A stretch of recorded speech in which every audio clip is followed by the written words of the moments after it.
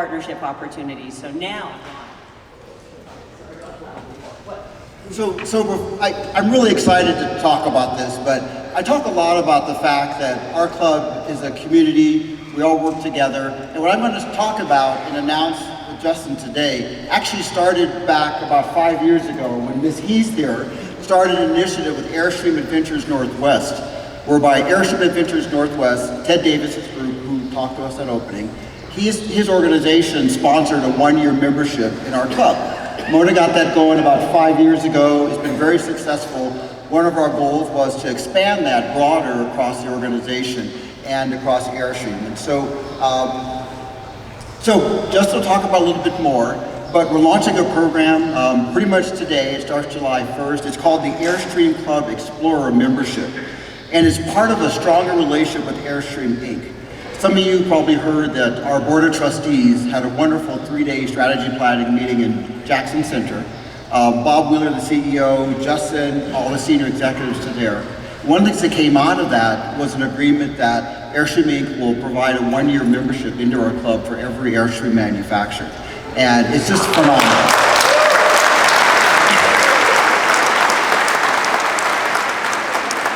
And it's not just the membership that's important. It's really the connection that we're reestablishing and tighter between Airstream Inc. and us. So I'm going to hand it over to Justin, and thank you very much.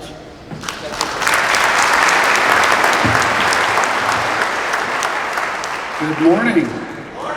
Hey, it's so great to see these Airstreams out in the wild. We always talk about it at the factory. I wonder where that one's going. Well, they're all going here, apparently. This is great. As Mona so kindly introduced me, I'm Justin. And yeah, what a great announcement with Eric this morning, that Airstream's going to provide that first-year membership to the club. It's a big deal for us. You know, we sell a lot of Airstreams now, so it's not a small dollar amount, but it's a huge value amount to us. You know, the club has become so important to Airstream, and I know Airstream's important to the club. If you look at the overall driving demographics, it's super exciting. So let me explain why. On the RV space, so if you look at the COVID people who entered the market, the median age, now this is the industry, this isn't Airstream, but I look at these as future Airstreamers. The median age was 33 years old. How cool is that, right? So we've got millennials coming in, which is fantastic because there's a bunch of them. And you know, their average income is $90,000. I was really impressed with that. I was like, wow, that's a great average income. I look at that as a future Airstream.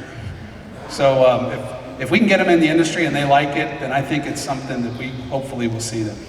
Their average spend on an RV during COVID was $73,000. So if you look at the industry, you can tell those prices were pretty high. And a lot of aftermarket studies on that. They're also a lot more apt to do peer-to-peer rentals. So you see some of these apps come up where if you're not using your RV, you can rent them out. This group is a lot more comfortable with that than maybe what some of the customer bases that we've had. Well, I know I wouldn't. I don't know about you. But I've seen movies on how people don't know how to use an RV. So I like to keep my RV to myself. But they're willing to do it. We'll see how that, if 5 years from now, what that number looks like. But I thought that was pretty cool. They're a lot more open to that with this passive income, or at least to help make the payment on these if they're not using it. They're really using that quite a bit. And then why did they buy? We were kind of curious, like, you know, during COVID things were shut down, but you know, what was the driving? You know, they wanted to do more road trips, travel and comfort, they want to explore. But you know, there was a lot of, like 17% of them said they could work remotely now. They could work at home. As long as they have a Wi-Fi connection, they can really work anywhere. So there's a lot more remote work. So we're seeing this group come in and being able to work on the road and really have that life balance that many of us have not experienced. But really cool. So I've mentioned this in my articles on the Blue Beret, but you know, when we talk about kind of our mission statement is inspire adventure, that's pretty inspiring. I think I saw some of you in those videos.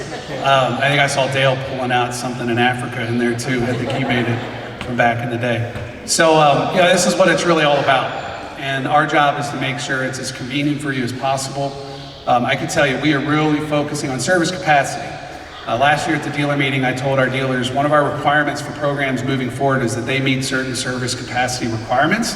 So we're laying that out today. We've actually can go into each one of their territories and know how many Airstreams are renewing their registrations every year. They're renewing their registrations, they're using their Airstreams, they need service. So let's use that as a basis for service requirements. So that's coming out for our dealers. Really, as we head into our dealer meeting coming up in August, we're going to be laying out those requirements to meet certain standards. We recognize we need to support you on these adventures. We want this to really be a tool for you to enjoy your life, have a better quality of life, enjoy your spouse and your family and your friends. And it's just so cool to come out here and see each of you doing that this week. So with that, I got to tell you, there's 1,400 hardworking families. Mona pointed out, they each represent a family. They're back in Jackson Center. They're texting me, how's the rally? Is everybody cool? What's going on? How's Wyoming? They all send their regards. They want to thank you for your business as I do. And love to see you in the display. We'll be here to answer questions. All these people that we introduced, if you have a question, concern, got service people here, sales people here, we're here to help you. And thank you from the bottom of our hearts for your business. And we appreciate everything you do. And thanks again to the club for having us. So, thank you.